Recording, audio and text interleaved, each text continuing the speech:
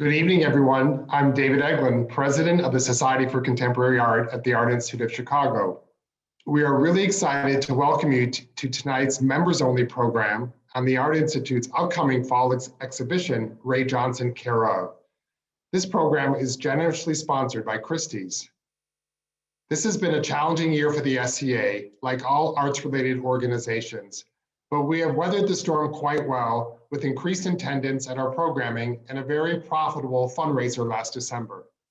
Of course, all of you, our loyal and steadfast members, are the biggest contributor toward our continued success. And on behalf of the entire SCA board, I want to thank you for your membership and support over the past year. Before we turn the camera over to Programming Chair Patty Sternberg, I want to take a few moments and highlight some of our upcoming SCA programming.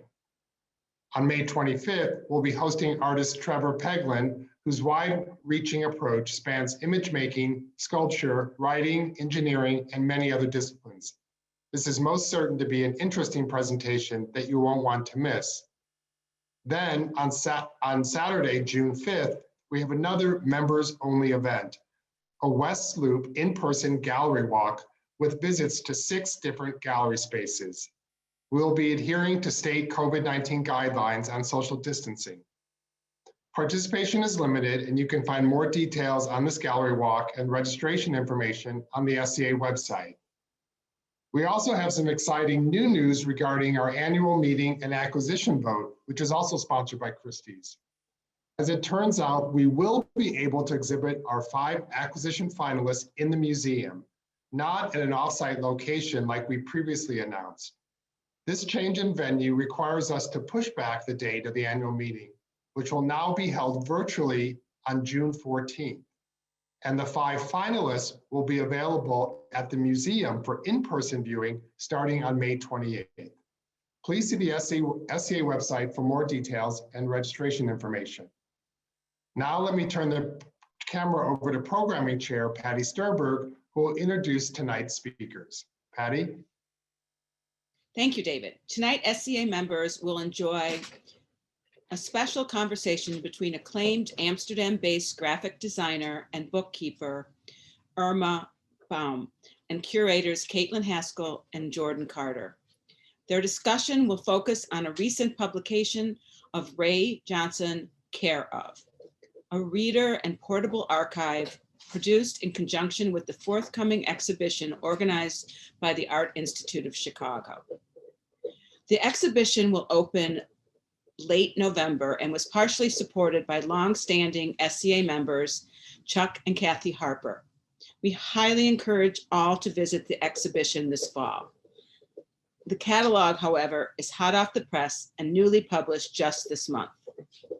Irma has created over 300 books and is highly celebrated in her field for bold, experimental approach, which often challenges conventions of traditional books in both physical design and printed content. Irma's books are featured in the permanent collections of the Museum of Modern Art, New York, the Vatican Library, Vatican City, the Centre Pompidou, Paris, as well as many others, including the Art Institute of Chicago's Architecture and Design Collection. Irma is joined in conversation by Caitlin Haskell, Gary C. and Frances Comer Curator, and Jordan Carter, Associate Curator, both in the Department of Modern and Contemporary Art at the Art Institute. Drawing on the vast collection of Ray Johnson's work at the Art Institute of Chicago, this volume gives new shape to an understanding of Johnson's artistic practice and features hundreds of pieces that include artist books, collages, drawings, mail art, and performance documentation. In keeping with Johnson's democratic, rhizomatic, and anti-hierarchical ethos, this indispensable resource on the artist's practice contains 700 illustrations, many of them never before published, and 21 short essays organized in a non-linear manner. Please join me in welcoming Irma Boom along with Caitlin Haskell and Jordan Carter. To set the stage, Caitlin will provide a bit of context to orient you to this ambitious project. Thank you, Patty, and good evening, everyone. I know there are many friends in the audience, but for those that I haven't met before, I'm Caitlin Haskell, and it's a tremendous pleasure to be here in conversation with Jordan and Irma this evening. To get us started, we wanted to offer some very brief background on two of the central figures in Ray Johnson, care of Ray Johnson and his best friend and archivist, Bill Wilson, whose collection of Johnson's art was acquired by the Art Institute in 2018. Ray and Bill are very much the co-stars of this catalog and exhibition. To begin with Ray, Ray Johnson was born in Detroit in 1927, and he's an artist associated with the emergence of pop art, fluxus, and conceptual art. In 1965, an exhibition review in the New York Times very memorably referred to Johnson as New York's most famous unknown artist. And you'll also often hear him referred to as either the father or the grandfather of mail art. Johnson founded the mail art network known as the New York Correspondence School, or NYCS, to which he immediately appointed Bill Wilson as archivist. And as you'll see tonight, Johnson was among the first to perceive the potential of the Postal Service to function as an artistic medium and even as a broadcast technology. But at the same time, his mail art was incredibly intimate and highly ephemeral. Through gestures large and small and a daily letter writing practice that could span several hours, he used the NYCS as a personal enterprise to develop an international network of postal correspondence. Bill Wilson was a few years younger than Ray, and he grew up in Maryland. When they met in 1956, Bill was 24 years old and a graduate student in English at Yale. Over the course of a nearly 60-year friendship with Johnson, Wilson assembled and importantly preserved arguably the largest and most significant collection of Johnson's works of the 1950s and 60s. His collection included such iconic collages as Elvis Presley #1, Oedipus, and Elvis Presley #2, which you'll have seen in the carousel that we have playing. There we go. Yet Bill also had a supremely diverse cross-section of Ray's works in his archive. And it's this richness and texture that has prompted us to focus not only on Johnson's collages or moticos, but also his design, letter writing, performance, and artist books in Ray Johnson, care of. After Johnson's death in 1995, Wilson began the project of sorting through and cataloging his archive and the archive of the New York Correspondence School. Ultimately, the vehicle he chose for holding his collection of mail art was the 3-ring binder. Working with several assistants, Wilson compiled a series of 177 chronologically sorted binders that together create a material history of Johnson's life and works. These binders, selections of which you'll see illustrated tonight, function as an index of exchange and care and operate as a sort of contextual leitmotif throughout the catalog and exhibition. We should also give Wilson credit for helping us arrive at one of the exhibition premises, which is that Johnson's work and his ever-evolving persona come into clearer focus through the paper trails particular collaborators amassed and preserved. And although the objects in the exhibition and catalog bear many to and from addresses and requests to please send to, it's no exaggeration to say that Ray Johnson comes to the Art Institute, care of Bill Wilson. And so with that, Irma, I'd like to ask you, could you perhaps bring us back to your first impressions of the Wilson archive? And what did you think when you first visited us at the Art Institute and saw Wilson's collection of binders and collages?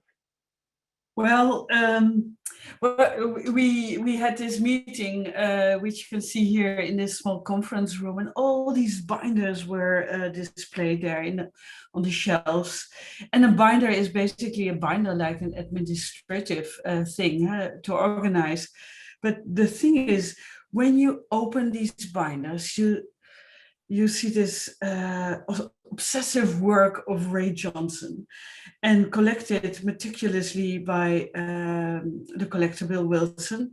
And then you see these letters and artworks and all this graphic material, and it is so tempting that you simply, I could not stop looking at it. I think we spent 2 days at least going through the binders, and and what I really thought was interesting, I thought there's so much work, so many beautiful stuff.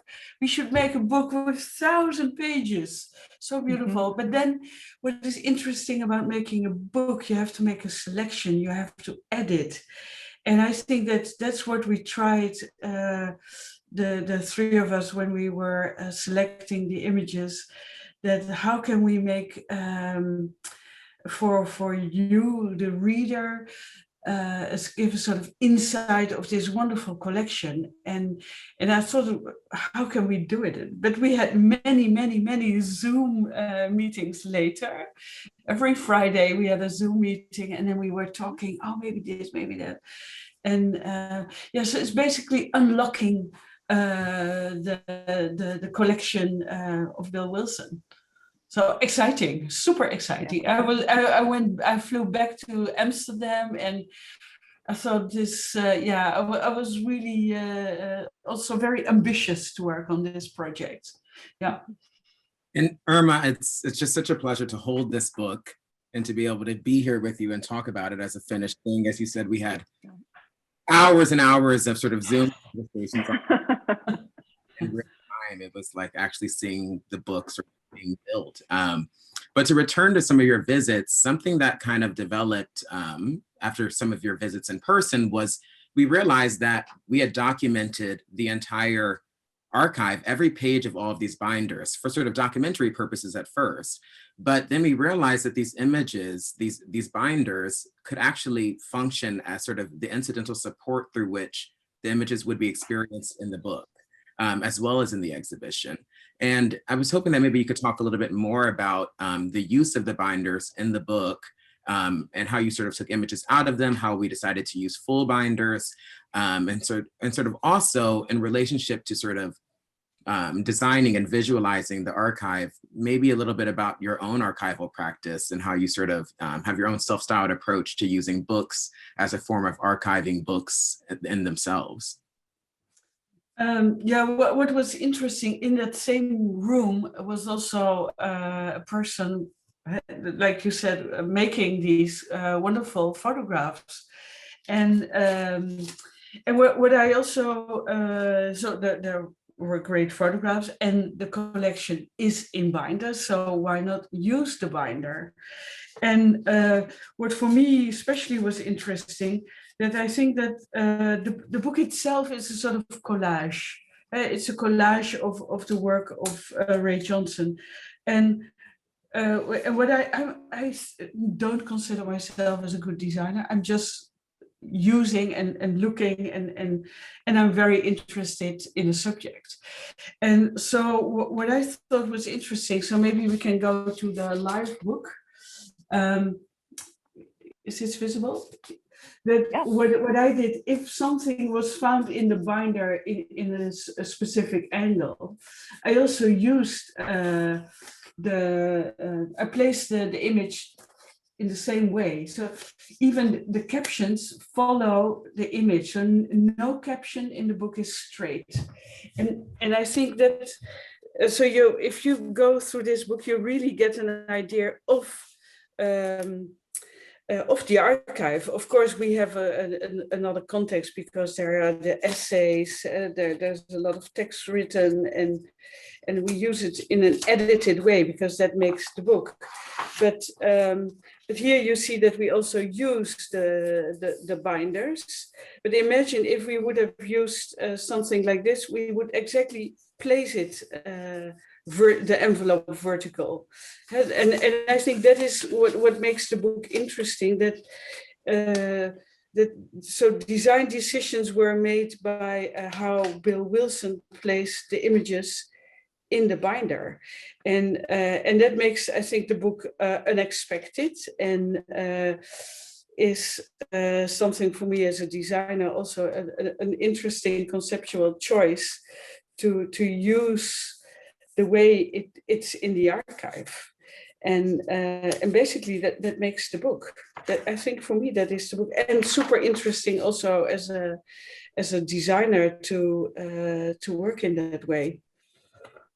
If we kind of go back to some of those first meetings, those first trips to Chicago, I think what we knew was that we would have thematic essays, right? And I think those subjects had been identified, and we knew that we were going to make an exhibition that would include collages and would include material from the binders. And those binder photographs that we were looking at, where you sort of see the edges of the binder and also the 3 rings going through, those we had made, as Jordan was saying, so that we would know exactly where things were when Bill had given them exactly how everything was when they left Bill's hands. And we wanted to do that so that we could build our checklist. It was sort of a very practical thing. You know, if we were going to be putting mail artworks in cases or framing elements, putting them on the walls, we wanted to know what Bill had done. And I think, Irma, that was this brilliant discovery that this documentary, sort of a functional utilitarian type of photography, could really add all of the richness and sort of accidental aspects of kind of but even how my book functions, it's the same as here. I think that's such a nice coincidence. But maybe also talking about what we found in the archive. Of course, Ray used a lot of typewriting, the typewriter. And so the typography of the book has, you see all the typewriting, typewriter text, typography. So, but we used for the essays also the typewriter, if I can show it closely, and so also the elements of the material itself. So not only the way it's organized, but even the typography is like Ray Johnson.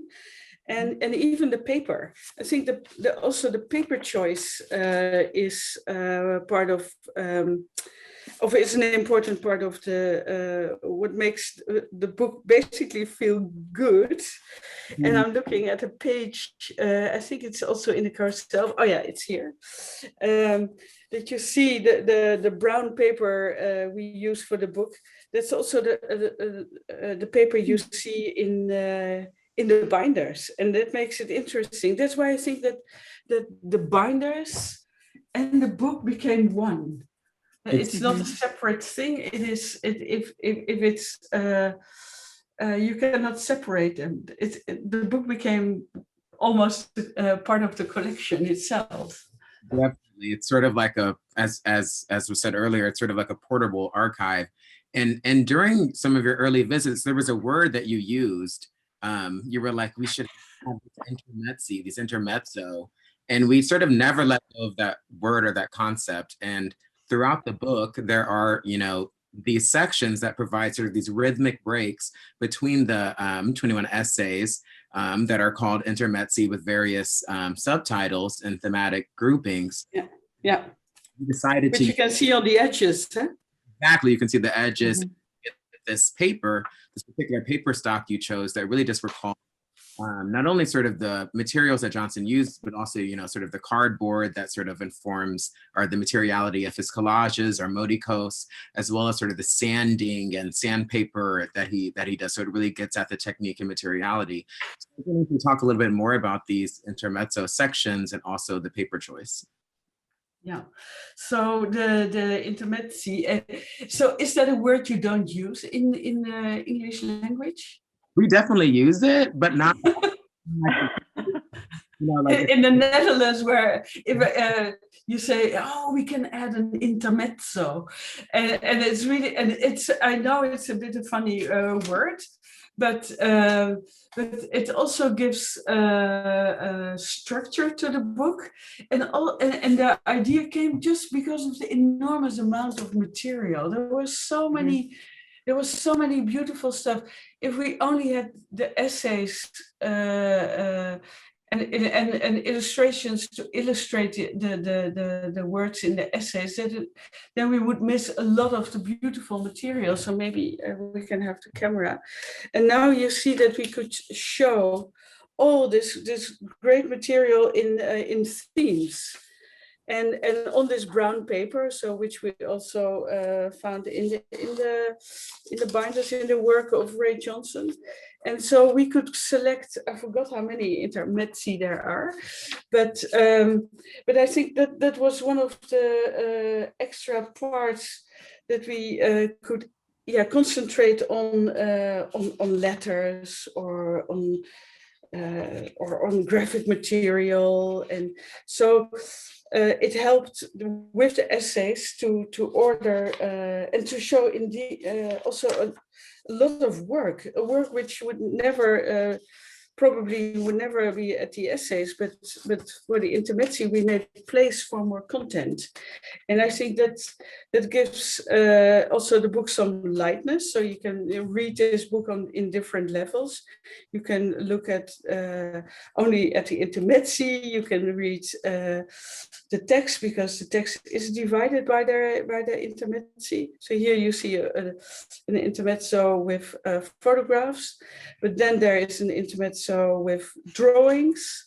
So I think for the book itself, because the book is all about editing and bringing content together in a specific order, and that's, I think, what we do. I think if you make a book, you have to be generous, because not everybody knows Ray Johnson and Bill Wilson.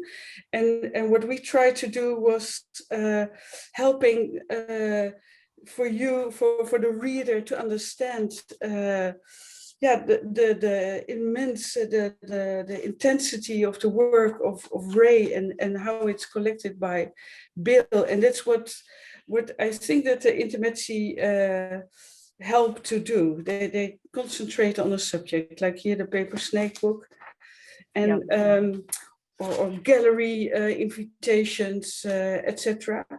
And my favorite, of course, is also this wonderful graphic material. And so it gives the book a certain richness, which I think is a representation of this wonderful archive. I think one of the things that the intermezzi did that was so brilliant when you proposed this, Irma, was really get the balance of text and image right, so that you feel that, you know, it's very similar to spending time in the archive and going through the binders. And so I was wondering, we might just like go to the table of contents and sort of pick an essay or pick an intermezzo. And I can just share that, you know, we knew that we wanted to have thematic essays that would be exactly that page there. So so Devin, if I don't know if we've got a number for that, but the table of contents, we knew that we wanted to sort of structure our research and have our research team, which was dispersed across the country. Slide 20. Oh, thanks. Yep.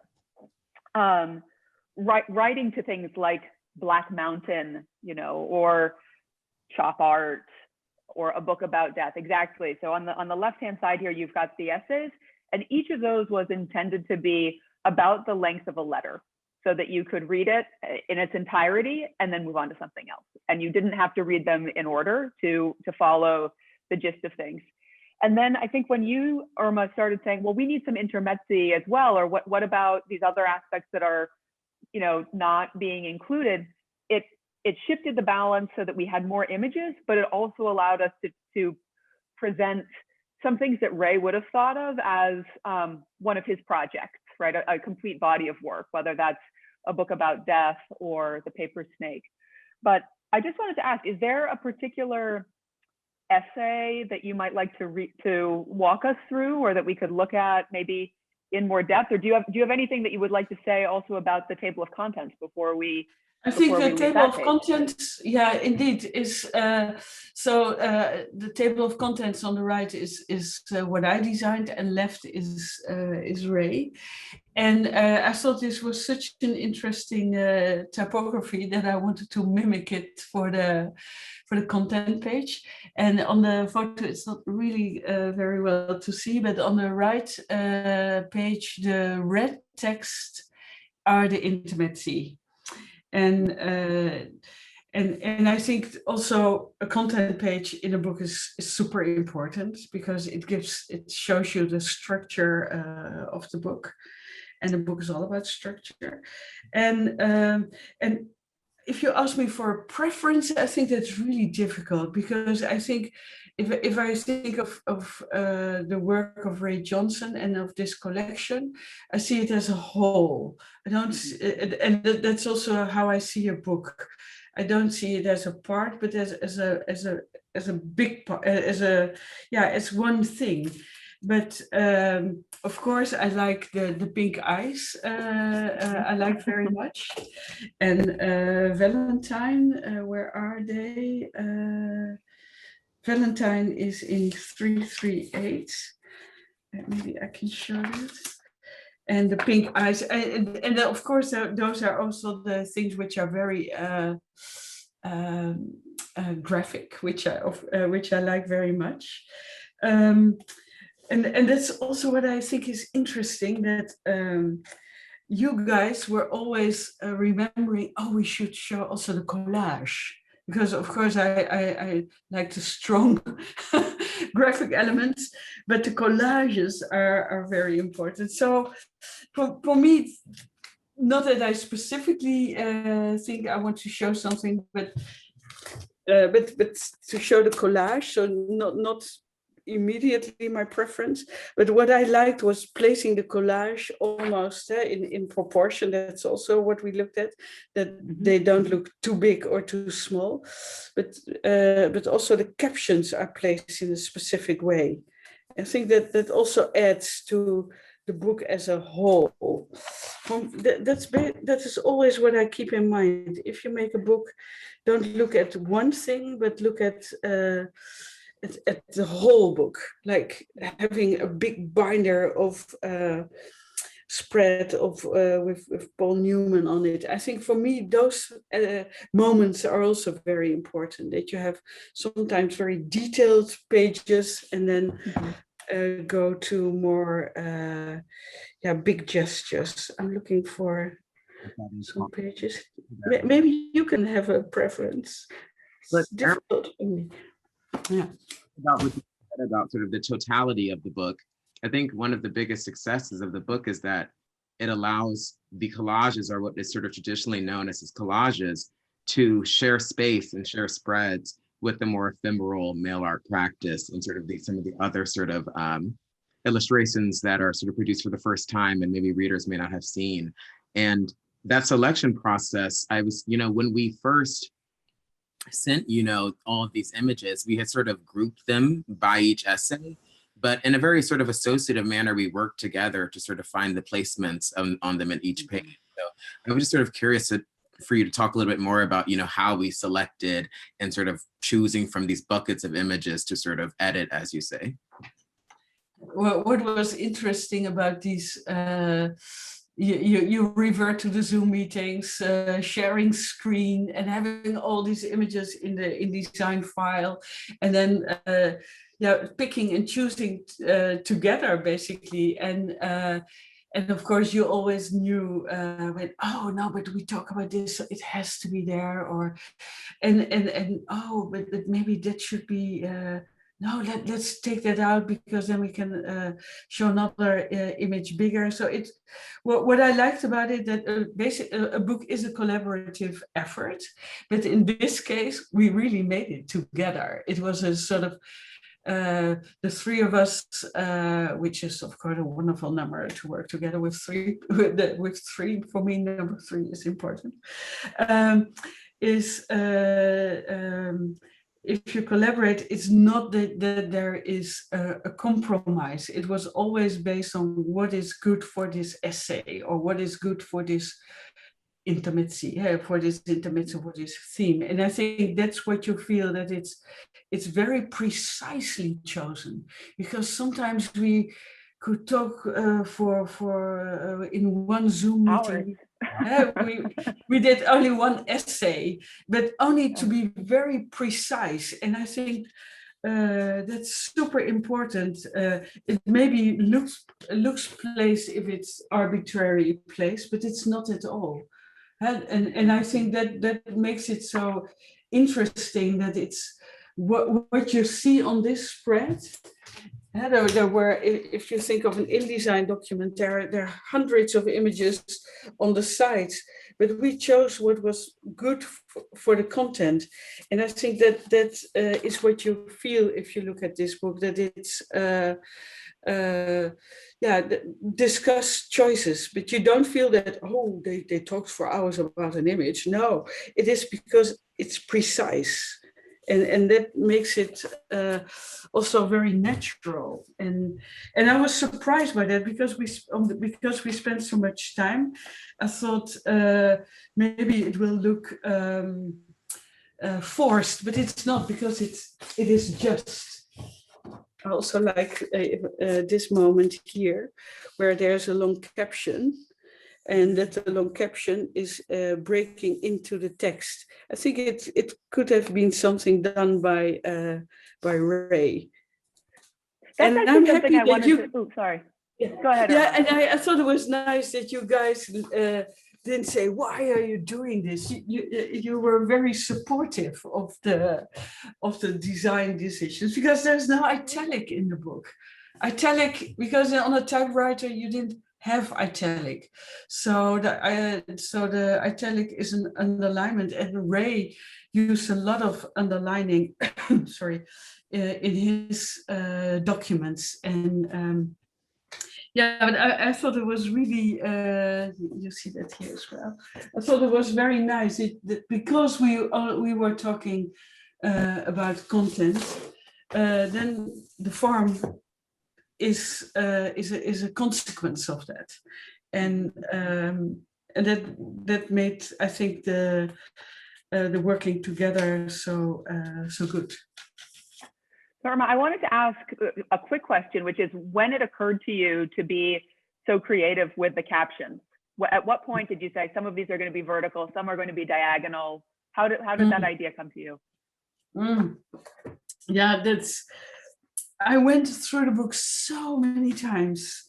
It was endless. I'm looking now for an interesting caption page. That was something, because I had them in lines, in 3 or 4 lines. But then I thought, what would you do on a typewriter? On a typewriter, you would do basically long lines, because that's easy on a typewriter.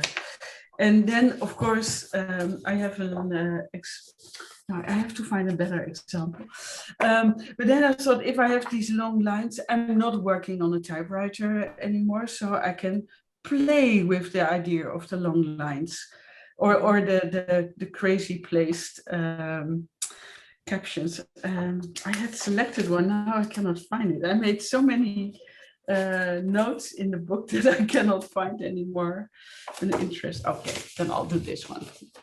But then I looked at what the page itself was to make a decision, because sometimes the captions were so long that I placed them like this. And but that's also how I looked at the whole page. Yeah. And so it's not let's place it crazy. No, it's how it looks on the page. That's, for me, also a decision. So there are some pages with very complex caption placement, but that's also the fun, I think. That's same here, where the captions are placed in an angle, because the images are placed in an angle. And so for me, that was a logic decision to do it like this. Yeah. Another thing, sorry? Another thing we see in the spread you're showing us is how you often use images to sort of disrupt text and sort of create these very amazing sort of text image sort of collages on the page. And maybe you could talk a little bit about, you know, that way that you disrupt the text, or sort of do the rag a little bit differently or creatively.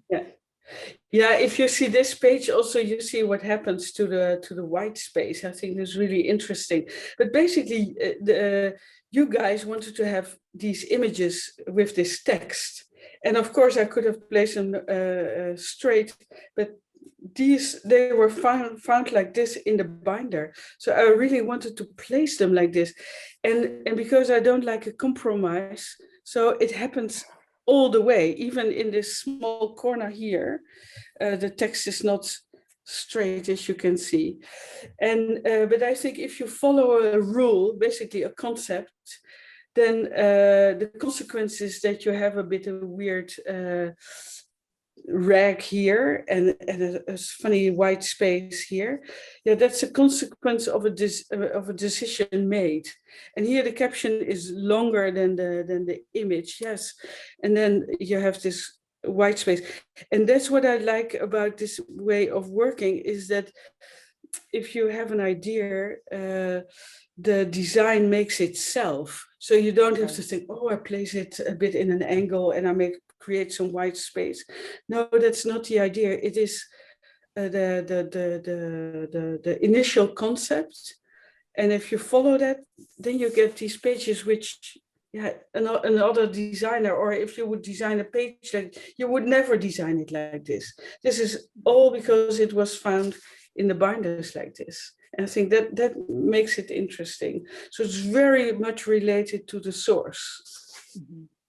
And then I don't know if this is interesting, but I mean, for me, it's fascinating that the way the book came together and as such a collaboration, and that, you know, the materials that you received, Irma, were, you know, individual essays, and then images that some of the authors had selected, but really it was a process of going through the entirety of the archive over months and months and months.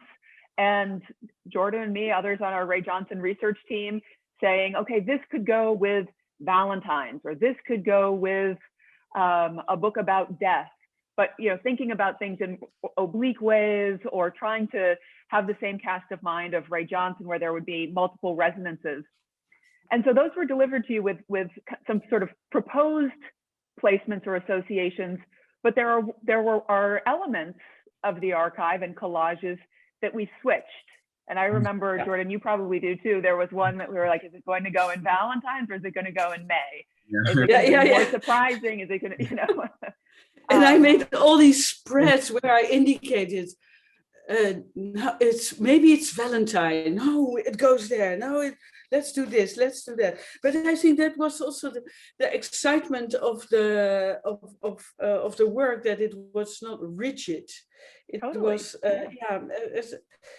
what is best for the book and for the essay, and that's what counts. That if you see this book, that it's okay, it is good.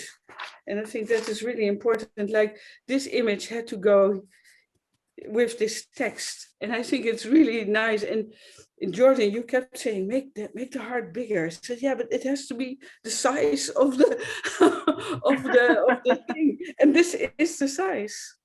And then you get also again here this crazy rag, and then here this form of the heart, and then all the captions in all these weird angles, but it doesn't look forced. It looks very natural. I think that's good about the book. And the other thing that's so great about that, Irma, is, and that seems so Ray Johnson-like to me, is that, you know, you, Jordan, and I have spent so many times looking at every single page, and when the books arrived and I read it for the first time as a physical thing, there were all of these surprises, and it was like, oh my gosh, like, how brilliant! Like, how did Irma think to put this image next to this text, and what a fantastic association you've created? Or was Jordan thinking of that when we decided to place this object here? And it feels really, I don't know, it feels fresh to me, and that it can still be surprising. But to think about, you know, saying reading it as an object is something different from reading it on the screen. Do you want to talk to us maybe about, like, what made it sort of successful for you as a thing, and what you were trying to have it feel like in your hands? Yeah, what I really think is important if you make a book that, and you have this fantastic collection, to be generous. For me, making a book is really to share information in this edited way. I think that's really the initial and the most or the relevant part of making a book, that you make something also accessible, and that people get to know the work of Ray Johnson, and also that the book, it is a very supple book. It's not a hardcover, but that it's a book which is that you have the feeling that same what you were just saying, Caitlin, that you have the feeling that you find the material, that you're almost looking at an archive, which of course you're not, because it's all selected work, but and also the paper, the brown, the crafts paper, and then this not super white paper, this off-white paper. I think that those elements, which is basically, if you make if people pick up a book, you don't even think about it, and maybe you don't even think about a cover which you can fold open and where you can see there's so many images there. They're even on the inside. There are images, and so. Do you want to tour the cover for us, or sort of show us?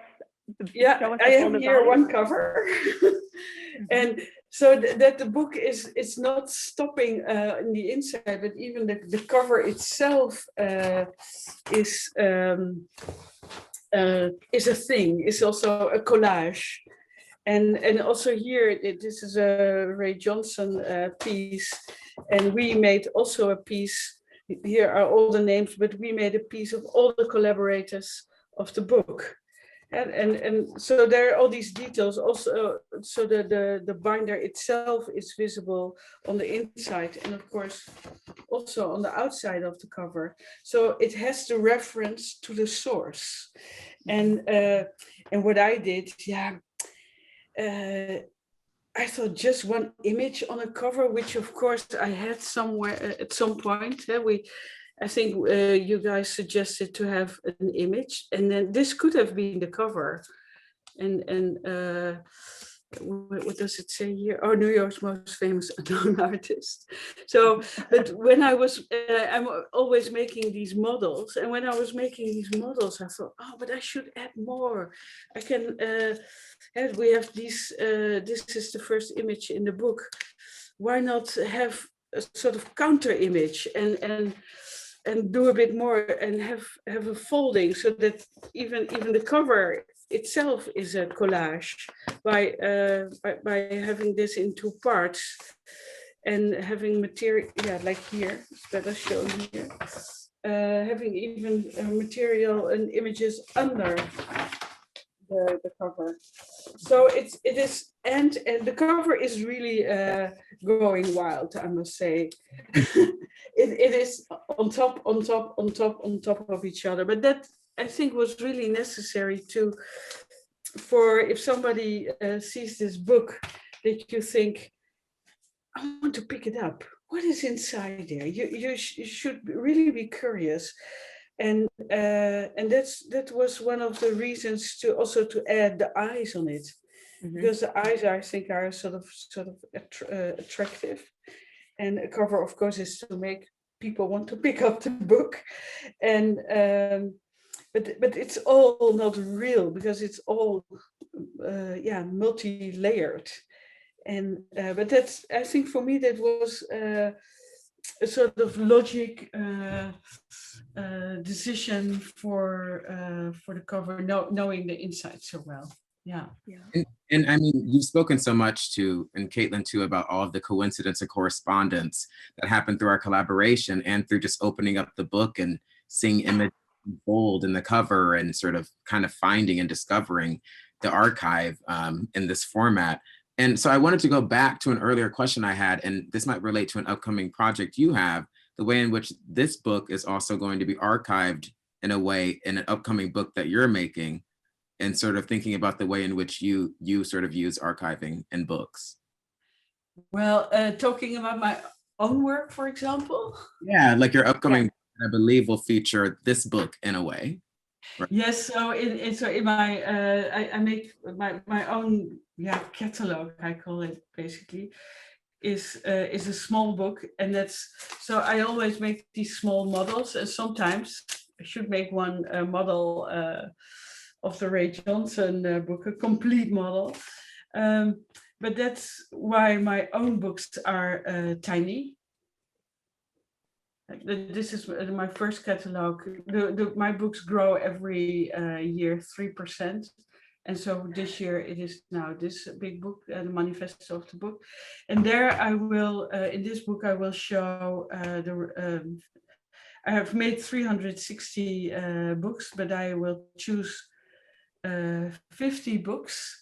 And because of my study at the Vatican Library, I chose 50 books of my own work not to compare, but to relate it to books I found in the archives of the Vatican. And some design decisions I've made, I must have seen maybe in historical books, because when books in the early the early printed books were very experimental and were very free, and I think if you create something, you have to be free, because then you can make something. And I had that feeling when working on the Ray Johnson book. I also felt a sort of freedom, of course, because of Ray Johnson. He was the Fluxus and mill art person. And myself, when I was at art school, my final show at the art school was a mill art project. So, the art school I went to was totally Fluxus, was really very 60s like, although I went to art school in the beginning of the 80s. But anyway, that freedom I want to, that is now part of my new book. It's all about how you can make or to make books without boundaries, not with a grid, or to make books without page numbers, or so basically, I've made this SHV book with 2,136 pages and no page numbers. Everybody always said, that's crazy, that's a stupid book, you cannot find anything. But basically, the books in the Vatican have no page numbers. But the page number is really, in 1674, it was the first time the page number was used. So that's how I will compare my work to works I found in the early books I found in the Vatican Library. So and this book I can relate to freedom and to place things in a weird way, because there was basically no grid, and this book has almost no grid. The text is placed, the essays are placed in a sort of grid, but the rest is no grid. There's no alignment, there's nothing. And so that's what, and I will explain that in my my next book. Definitely an orderly chaos going on that really mirrors Wilson's archive in the collection so well. I want to remind our audience that you can use the Q&A function to ask questions, and maybe we'll soon transition to public questions. So if you have any, please do submit them. I don't know if Caitlin has any further questions before we do that. Well, there was just one aspect that I was hoping that we could talk about. This was a decision early on, and it seemed sort of intuitively right to you, Irma, and that was the choice to open up with these 8, I'll use my book now, these 8 pieces of face stationery, and this sort of, that you see Ray first, but you see Ray in a very sort of serial and multiple way. And at what moment did that choice come to mind, and why did you feel that would be the right way to do it? I think if you make a book about the artist, and he's a dead artist, and it's not a super known artist, it also says it's the New York's most unknown, unknown, what does it say? I always forget it. The Most famous unknown artist.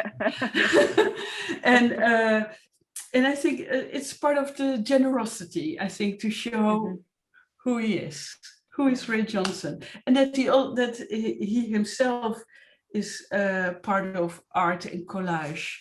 And I thought that it was really interesting to see him in these almost same but also different portraits. And I thought it was interesting that he is also using his own body. And, or his photograph and then splashing ink on it or stamping on it.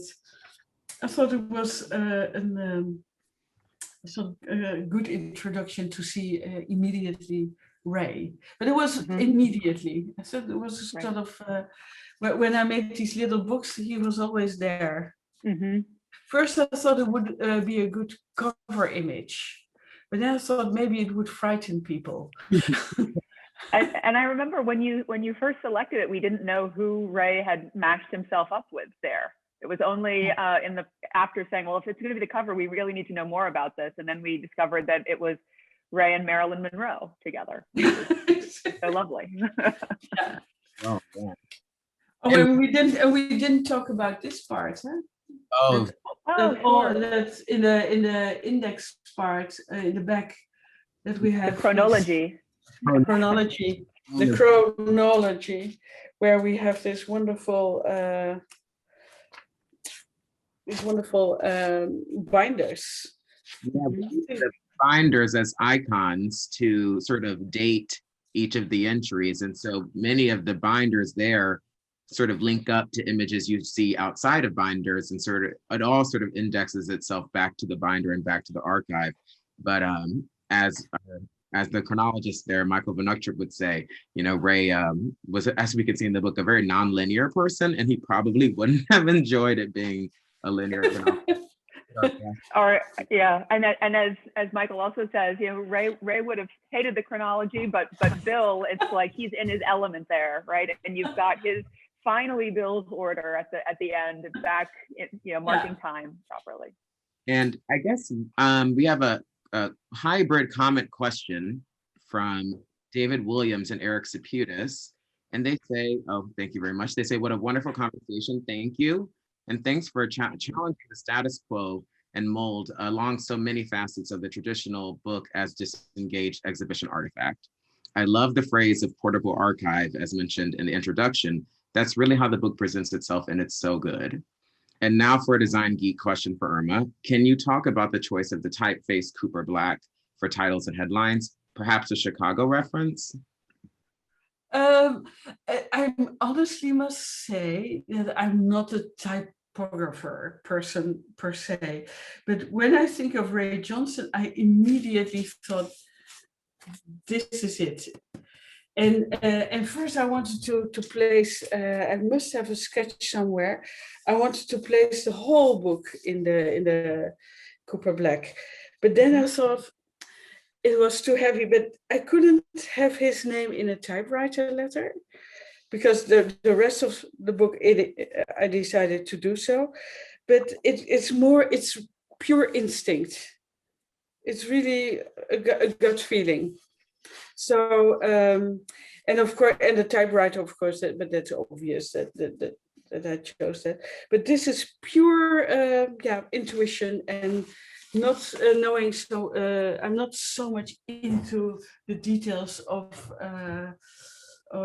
typography. So I didn't know that Cooper Black is from Chicago. Did you say that? I wasn't aware of that either, but I think that's great. But that's a super nice coincidence. But it's, for me, it is looking at the word Ray Johnson. I thought it was gut feeling. I've never used the typeface before, never. It was really instinct. We have another great design question from Jason Pickelman that is talking about the use of the craft paper and whether that altered the colors of the reproductions. I know that was something, Irma, when you were on press, always thinking about the accuracy of the colors and being able to move between the arena and the craft paper. Yeah, yeah, that was a big thing because you want to keep the color, and of course the brown paper changes the way the images look, but we try to, yeah, here it's unavoidable that it changes, of course, the color, but that's very slightly. Yeah, it's slightly, yeah, but it's all adjusted, and I must say, the Art Institute has an excellent team who is more precise than me in checking all the color details. I'm more for the general thing, for the idea, and then it's very good to work together with people who take very good how do you say that, take care of color separation, and yeah, but that's really very thoughtfully done. Also on the white paper, everything is super precisely executed.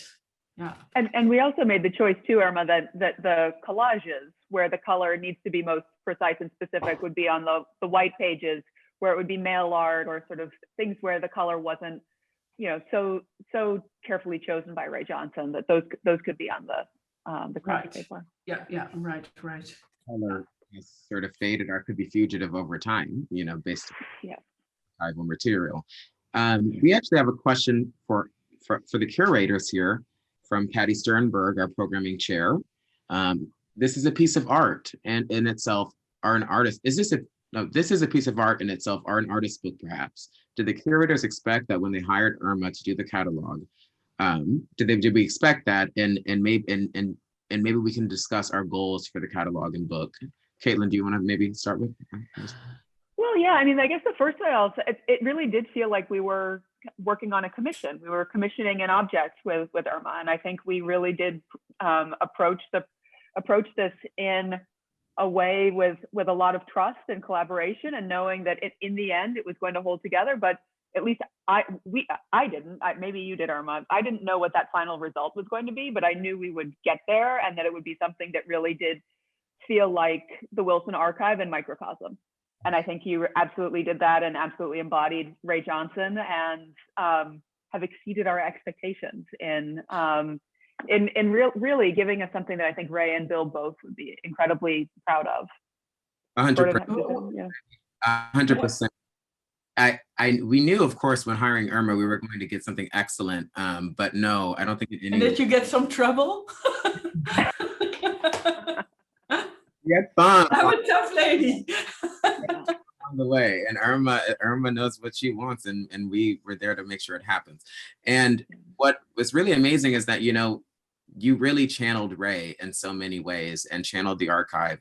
And when working on a historical project, it was so great to work with someone who approaches it like an artist. And in many ways, it was like you were the artist that we were collaborating with on this object, on this commission, like Caitlin put it. So, so fantastic to have. Yeah, and one of the things maybe to add is also Ray Johnson. I think what we try to do is to put him in this time, so that you bring him now to life again, and that people can enjoy it. That you don't see it only as historical, but the way the book is made, this is a contemporary made book. It's not it doesn't look like 100 years ago. It's now, and I think that's also interesting for Ray Johnson, to give him a new podium. 100%. That's how I see it. Yeah. Well, 100%. And I just want to first thank you, Irma, for your collaboration. It's been amazing. It's so great to have the book here in our hands, and we're so looking forward to sharing it with all of the SCA members and with the world.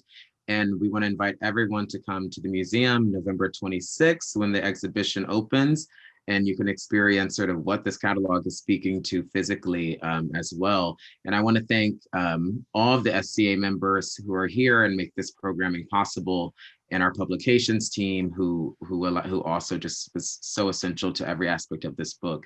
And Caitlin, if you have any further closing remarks. I want to thank our whole team and also thank Irma for joining us at 1 a.m. I think. It's Is 2 that the o'clock timing? now. It's 2 o'clock now. So sharing your very early morning with us, burning the midnight oil. It was so And nice and also good to talk together about the book. We haven't done that, so it's nice to review it together. So thank you so much for all the trust. We might. Yeah, we're do you have one more question, or is that? We have one last question, actually. We're going to slip it in, even though we did our concluding remarks. Nearly, yeah. What do we have here? It's from our catalog contributor, Solveig Nelson, saying, Irma, after having the opportunity to publish 2 essays in books that you have designed, Ray Johnson, care of, and Steve McQueen, I feel extremely spoiled, as she should. I feel that in both cases, you brilliantly resolve the problem of the catalog essay, which often functions in tension with or as interruption of the artist's work. Instead, you find a way to position writers in collaboration with the images by the artists. And so this is mostly a fan letter, but also a question about how you develop such a sensitivity to the ideas of artists within the catalog form. Wow, what a question.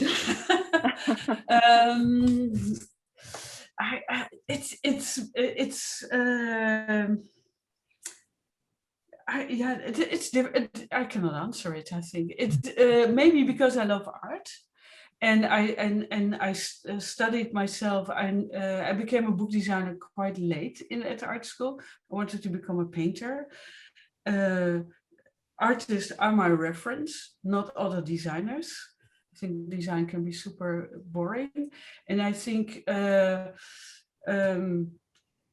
I love it very much. I dive into it and I do it and remake it and do it again.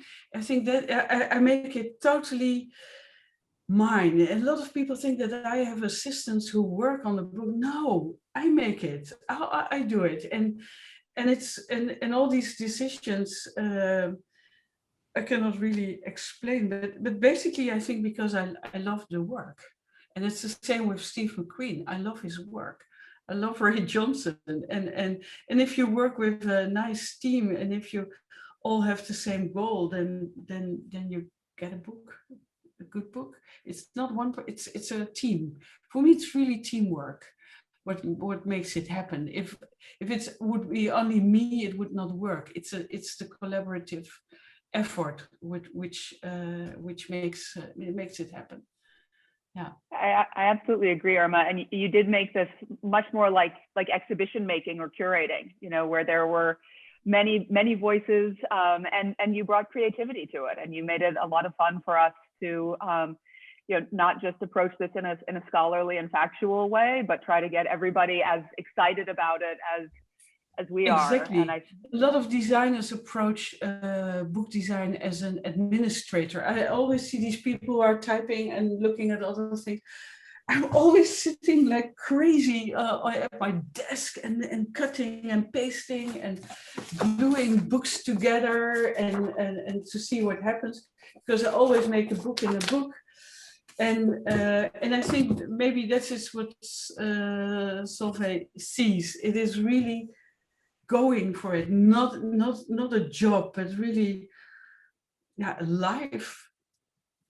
It was so much fun. You know, we wouldn't know what we would receive, and the first email of the day, whether it would be a video from you or a new page spread or something, but it was always surprising. Or a tiny book. Yeah, exactly, or a tiny book. But it was incredible. You made the pandemic like the most fun thing ever when we were working on this. It was like truly a delight. And maybe it was the pandemic, because we had so much contact, it was our only contact to Zoom, and maybe more than ever. It's maybe possible. Yeah.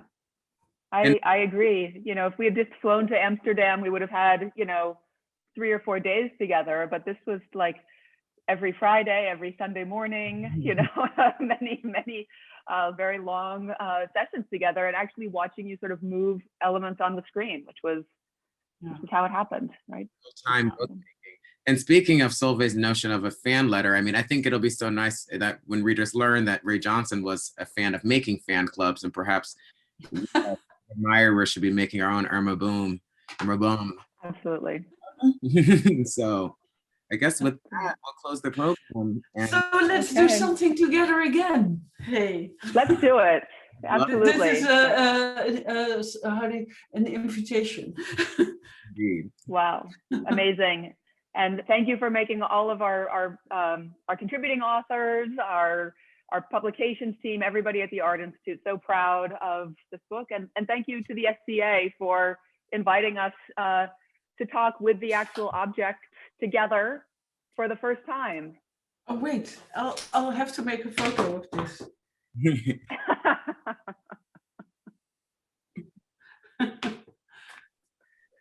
Well, thank you guys. Thank you so much. Good morning, Irma. All righty. Thank you. Okay. Bye-bye. Thank you. Thank you.